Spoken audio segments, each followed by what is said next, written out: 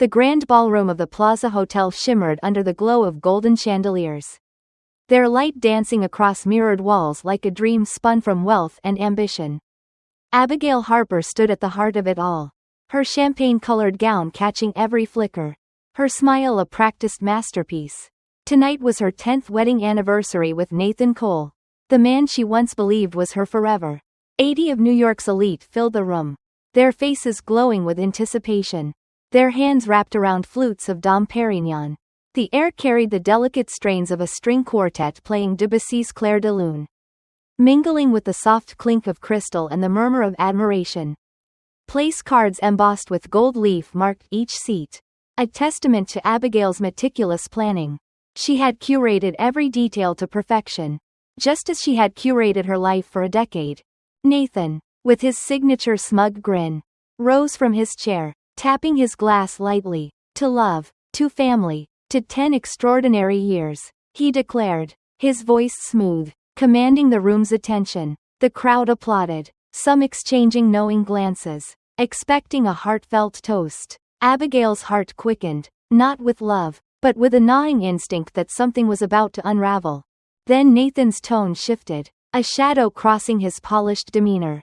Thank you all for being here tonight, he continued, his voice dipping into something rehearsed yet raw. 10 years of marriage is a lifetime of memories. And it's time I was honest. The room leaned in, mistaking his pause for sentiment. He turned to Abigail, his eyes glinting with malice. Abigail, you've repulsed me since our wedding night. A wine glass slipped from a guest's hand, shattering on the marble floor. Abigail's mother, Margaret, gasped, her hand flying to her mouth. A nervous laugh broke the silence. Quickly stifled, Nathan stood taller, reveling in the shock rippling through the room. For 10 years, I've endured this cold, hollow charade, playing the devoted husband. But tonight, I'm done pretending. The ballroom froze, the air thick with disbelief. Abigail didn't flinch. Her hands remained steady at her sides, her gaze locked on Nathan's. Slowly, she rose, smoothing the folds of her gown with deliberate calm. Without a word, she nodded to the AV technician near the stage. The lights dimmed. A projector screen behind the quartet flared to life, cutting the music mid-phrase, leaving a single note hanging like smoke. Nathan muttered, "What the hell is this?" His glass trembled slightly in his hand. Abigail didn't answer. She didn't need to. The screen flickered, then went black, gold serif letters emerging. 10 years of bliss. The irony wasn't lost on the crowd. Whispers spread like wildfire. Is this their wedding video? Someone murmured. Part of the program? It wasn't a wedding video.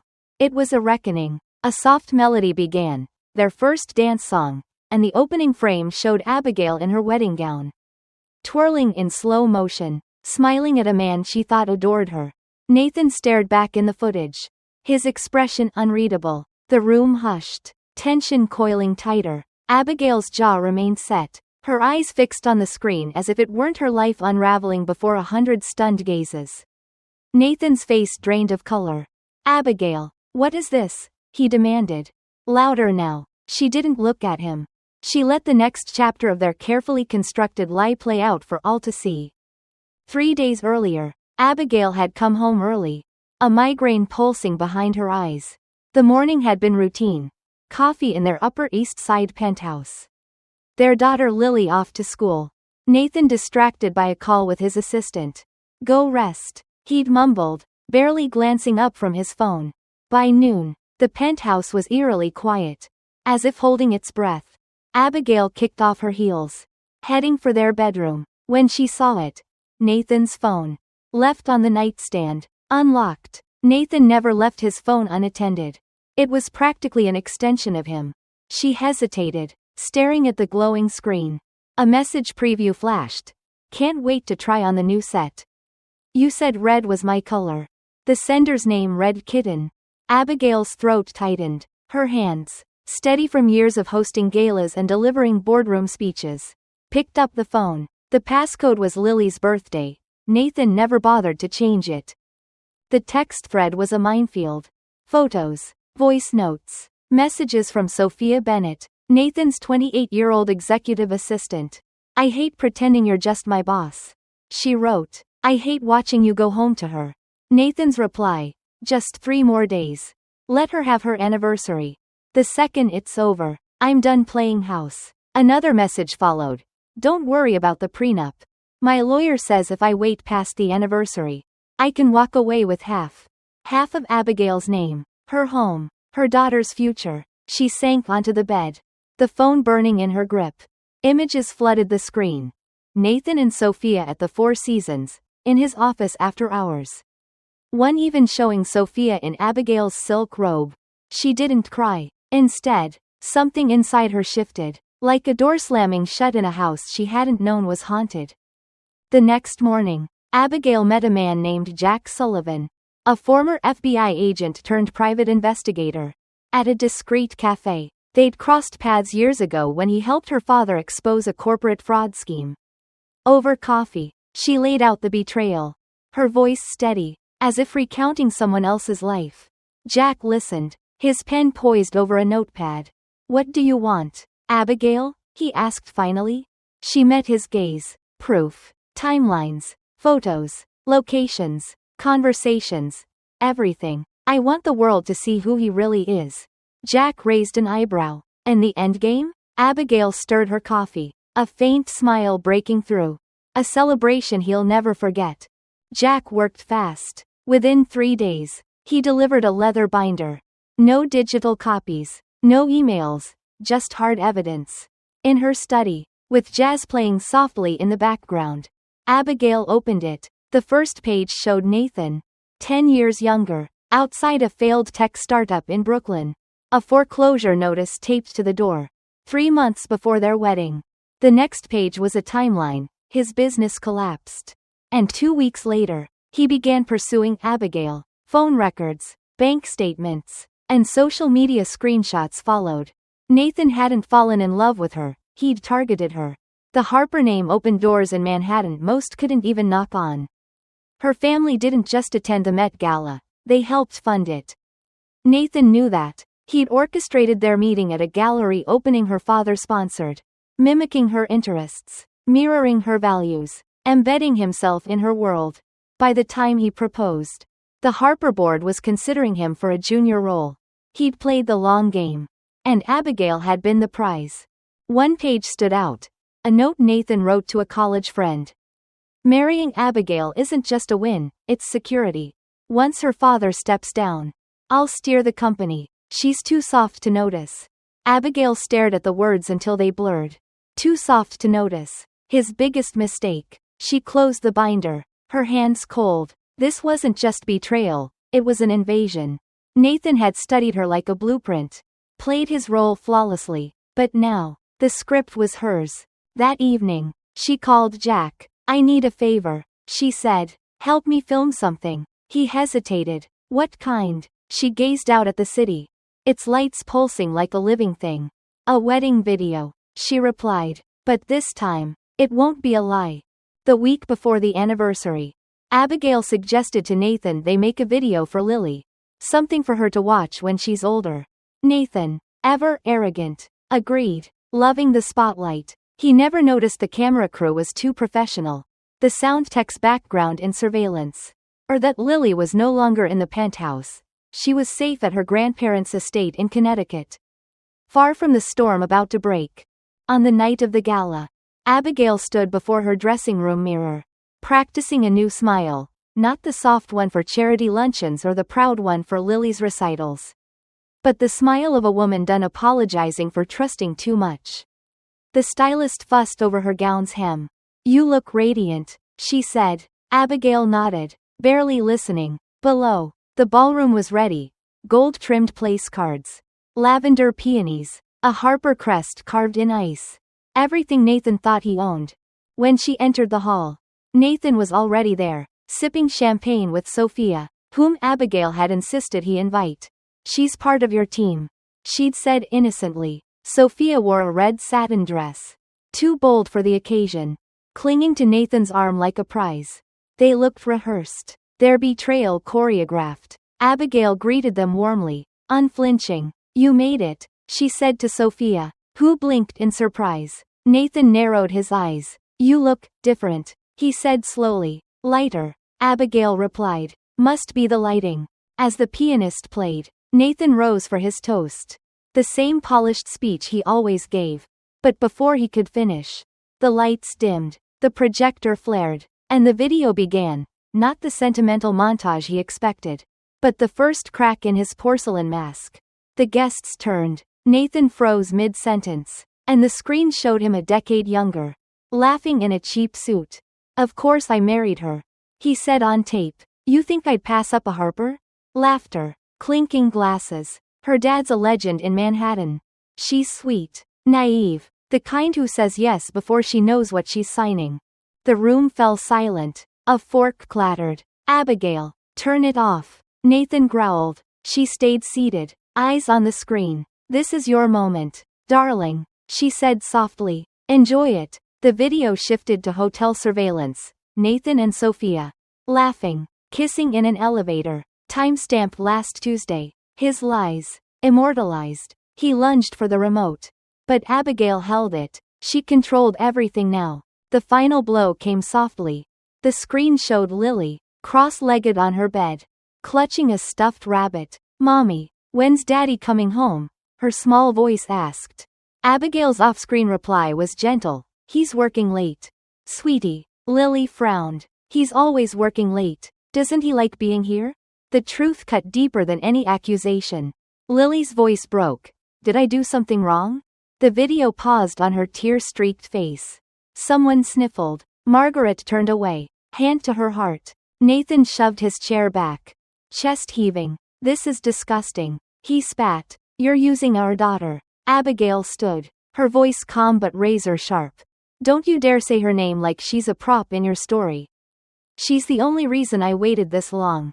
She stepped closer, pulling an envelope from her clutch and handing it to him. Divorce papers. My lawyers have secured everything in my name. Your access is gone. Apartment. Accounts. The firm. They've seen the footage. Nathan stared at the envelope, his voice barely a whisper. You can't do this. You need me. Abigail leaned in, her words for him alone. You were right about one thing. I was too soft. But softness isn't weakness. It's restraint. And tonight, I'm done holding back. She raised her glass. To truth, she said, and drank. The room stayed silent, eyes avoiding Nathan, especially Sophia, who slipped toward the exit. Her face ashen. But the night wasn't done with Nathan, and Abigail's story was only beginning. The silence in the Plaza Hotel's ballroom was deafening. A vacuum where Nathan Cole's carefully crafted world had just imploded. Abigail Harper stood at the center, her champagne glass still raised, the taste of truth sharp on her tongue. The guests, Manhattan's elite, sat frozen, their faces a mosaic of shock, pity, and morbid fascination. Nathan, clutching the divorce papers she'd handed him, looked like a man who'd just realized the ground beneath him wasn't solid. But the night wasn't done carving its verdict into his legacy. As the projector screen faded to black, a new figure rose from the crowd, his presence commanding the room like a judge entering a courtroom. Charles Whitaker, chairman of Harper Industries and a longtime confidant of Abigail's late father, stood with a gravitas that turned every head. In his hand was a sleek leather folio, embossed with the Harper crest in gold. He cleared his throat, his voice steady but edged with steel. I wasn't planning to speak tonight, he began, his gaze locking onto Nathan. But after witnessing the truth unfold, it's time we finish what Abigail started. Nathan stiffened, his eyes darting for an escape that wasn't there. Charles continued, his words slicing through the tension. You didn't just betray your wife, Nathan. You betrayed Harper Industries. You signed conflict of interest disclosures. Swore your relationship with Sophia Bennett was professional. He opened the folio, revealing a stack of documents. We found a paper trail, her promotions, her bonuses, the last-minute transfer of restricted shares to accounts tied to you. Nathan lurched forward, his voice cracking. You can't accuse me of. Charles cut him off, his tone like a gavel. You're not just accused, Nathan. You're removed. A murmur rippled through the room, a mix of shock and nervous agreement. Charles turned to Abigail, his expression softening. Abigail, Your father always said you had the heart and spine to lead this company. It's time you proved it. He placed the folio before her. It's weight more than physical. These are executive control documents. Your name is on them now. Abigail's hands didn't tremble as she opened the folder and signed her name in a single, fluid stroke. It felt like reclaiming a piece of herself she hadn't known was stolen. Nathan sank into his chair, deflated, his eyes scanning the room for allies who no longer existed. Not even Sophia, who stood frozen near the exit, her red dress now a glaring mistake. But the final blow was yet to come. As the guests began to stir, the side entrance swung open, and 4 uniformed officers stepped into the ballroom. The crowd parted like water. Nathan Cole, the lead officer said, his voice cutting through the whispers. You need to come with us. Nathan laughed. A bitter, jagged sound. For what? A bad marriage? The officer's face was stone. Fraud. Insider trading. Misuse of company funds. Before Nathan could protest, his wrists were cuffed, the metallic click echoing in the stunned silence. Sophia gasped, her voice a faint, "No, this isn't," but no one listened. Not to her, not to him. The guests filed out slowly, some whispering, others silent, leaving behind a melting ice sculpture and a string quartet that never resumed. Abigail stood alone at the center, feeling the weight of every choice that had brought her here. Then she turned and walked away, her heels clicking against the marble like a metronome of resolve. The days that followed were a storm of their own. Abigail had expected silence, a calm after the chaos. But instead, her phone buzzed relentlessly with news alerts, missed calls, and texts from board members, reporters, and distant relatives she hadn't spoken to in years. Headlines screamed across every outlet. Harper heiress exposes husband in public meltdown. Insider scandal rocks Harper Industries. Betrayal in the ballroom. By noon the next day, a migraine throbbed behind her eyes. Untouchable by any pill, she stood at the kitchen counter of her parents' Connecticut townhouse, stirring tea she wouldn't drink, while her daughter, Lily, played upstairs with her grandmother, Margaret. Lily didn't know the full story yet, just that Mommy and Daddy would live in different houses now, and she'd stay with Grandma for a while. When she'd asked why, Abigail had said, "Because I want you to be somewhere peaceful." Lily had nodded, clutching her stuffed rabbit, and asked if it could come too. That moment broke Abigail more than any headline or replayed footage ever could. At 3, she turned on the TV. Nathan's arrest looped on every channel, spliced with clips of her raising her glass to truth and grainy hotel surveillance of him and Sophia. His lawyer's statement called it a personal vendetta, with doctored videos. But it was futile. The footage was too real. The damage too deep. The court of public opinion had already ruled. Abigail wasn't sure if she felt triumph or something colder, like release. A knock at the door startled her. It was Jack Sullivan, the private investigator, in his usual dark coat, holding a manila envelope. "Told you I deliver," he said with a half smile. She let him in, and he set the envelope on the coffee table. Final report. Financial breakdowns. Travel logs. Some offshore accounts that aren't exactly legal. Abigail sat across from him, arms folded. "Will this help the SEC?" Jack nodded. "They've already opened a case. You might get your day in court. Or 10. She glanced at the autumn leaves falling outside. Crimson and gold. Her father's favorite season. "Ever get tired of watching people unravel?" she asked. Jack chuckled. "Not really. But I like seeing someone hold the thread for once." He stood to leave, then paused. "One more thing. Page 42. Look at it." That night, with Lily asleep and the house quiet, Abigail opened the envelope. She flipped past names, numbers, and photos until she reached page 42. A scanned letter, dated 2 years before her wedding. From Nathan to someone named Eleanor Hayes. The subject, premarital agreement strategy. Her blood ran cold. Eleanor Hayes wasn't a stranger. She'd been a corporate counsel at Harper Industries. A sharp, poised woman who never lingered at company events but always seemed to know everything. She'd handled Abigail and Nathan's prenup, back when Abigail was too busy picking flowers to notice the fine print. The letter wasn't professional, it was intimate. "Dearest Ellie," it began, Closing with yours always, N. Nathan outlined a plan. Marry into the Harper name for access to internal investments. Keep Abigail satisfied long enough to gain power of signature. Even mentioning their future child. One heir will seal the bond. After that, we'll see. Abigail dropped the paper, her hands shaking. Her marriage, her motherhood, had been engineered. Eleanor had been complicit, shaking Abigail's hand while plotting to make her a pawn. The next morning, Abigail met Jack at a quiet Upper East Side cafe. She slid the letter across the table. What do you know about her? Jack didn't blink. Eleanor Hayes left Harper Industries 6 months after your wedding. Now on the board of a hedge fund run by, guess who? Abigail's jaw tightened. Sophia Bennett. Jack nodded. Bingo. Nathan wasn't working alone. Sophia was the bait. Eleanor was the architect.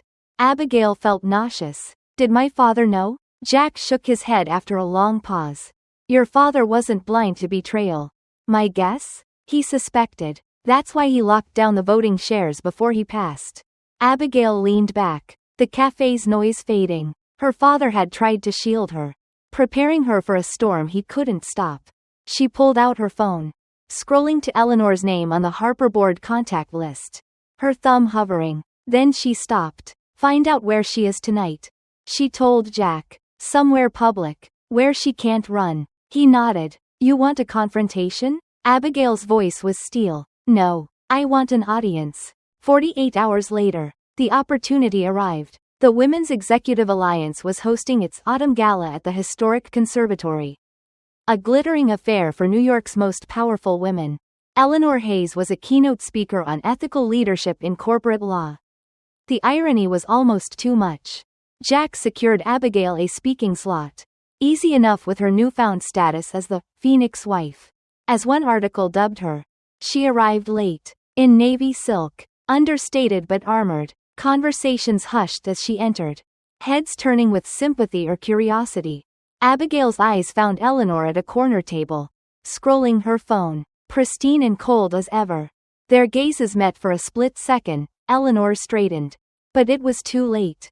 Abigail had already won. She took the podium, her voice steady. Good evening. When I was asked to speak tonight, I wasn't sure I belonged. For years, I let others shape my narrative, my career, my marriage, my silence. But betrayal teaches you something. Being a woman in power isn't just holding a title. It's holding your ground when it's designed to collapse. Eleanor's fork paused midair. The room held its breath. I was married to a man who planned my undoing before we said our vows. He didn't act alone. He had help, legal help, trusted help. Abigail's gaze sharpened, locking on Eleanor. The thing about trust is, it's louder when it breaks. And in my case, it broke so loudly the city heard. Murmurs spread. Eleanor's hand trembled, her wine untouched. To those who sit beside us and plan our downfall, who write our names in contracts while erasing our dignity, we see you now. And seeing is the first step to justice. The applause was sharp, like a verdict. Abigail left the stage, not lingering. Eleanor never approached her, just sat, brittle behind her glass, as the gala continued without her. The next morning, Abigail received a call from Thomas Reed, her father's former attorney. There's something your father left, he said, his voice tight, in the vault under his old office. Abigail hadn't been there since the funeral, when Nathan had played the grieving son-in-law while lobbying for control. Now, as CEO, she held the keys. The vault was cold, steel walls lined with dust-covered shelves. Thomas led her to a drawer marked with a single A. Inside was a leather box containing an envelope in her father's handwriting, dated 6 months before her wedding. Abigail, if you're reading this, something I feared has happened. I suspected Nathan wasn't who he claimed. I didn't know how deep it went, but I saw enough to prepare you. Attached were 2 items, a rewritten prenup, voiding Nathan's claims, and a business card, Jack Sullivan. Private investigations. Abigail laughed. Alone in the vault. You old fox, she whispered. Her father had sent Jack to her, laying an escape route she hadn't seen. She drove home, thinking of Lily, the woman she was becoming for her. The legacy she wanted her to inherit, not wealth, but the belief that dignity was worth fighting for. That evening, Abigail began a letter to Lily. Here's what your father did. And here's how we rose from it. Weeks later, Nathan's face-filled courtroom sketches. Indicted for fraud. Sophia vanished. Rumored to have taken a plea deal. Eleanor resigned from her boards.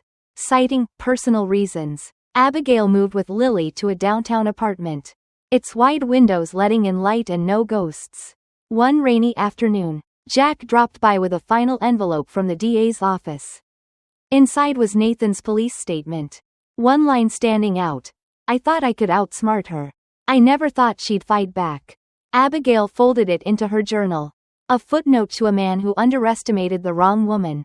Court hearings loomed, but emotionally, Abigail was done. She helped Lily paint a mural in her new room, rabbits, forests, stars. When Lily asked if Grandma could see it, Abigail smiled. Margaret had grown quieter, more present, perhaps seeing now what she hadn't then. At a charity dinner weeks later, an organizer whispered, "They're still talking about your speech, the one where you didn't name names."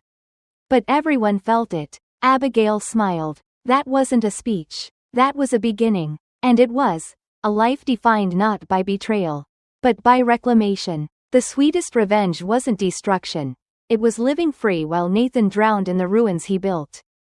Betrayal doesn't define you. Your response does.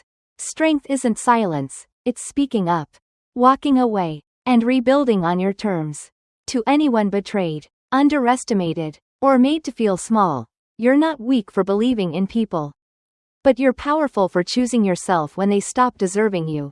The best revenge is becoming everything they said you'd never be, without them.